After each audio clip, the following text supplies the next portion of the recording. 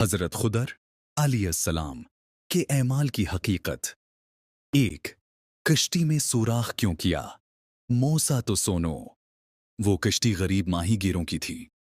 एक जालिम बादशाह हर अच्छी कश्ती छीन लेता था। मैंने उसमें ऐब डाल दिया ताकि वो उसे न ले सके और ये गरीबों के पास रहे। दो, नौजवान को क्यों कत्ल किया? ये नौजवान बड़ा होकर अपने नेक वालिदीन के लिए आजमाइश बनने वाला था और उन्हें कुफ्र की तरफ माइल कर देता।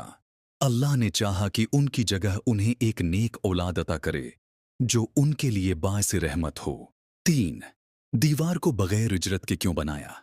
इस दीवार के नीचे एक खजाना दफन था जो 2 यतीम बच्चों का था। अगर दीवार गिर जाती तो लोग ये खजाना लौट लेते।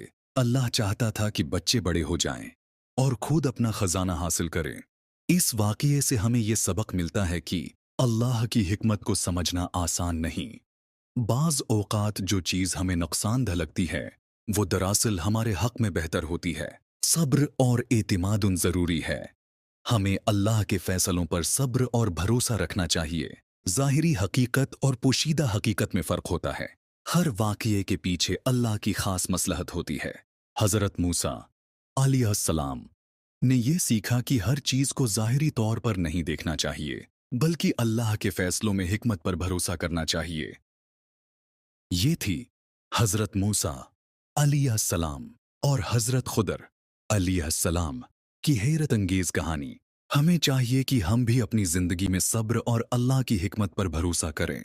अगर आपको ये कहानी पसंद आई तो ज़रूर शेयर करें।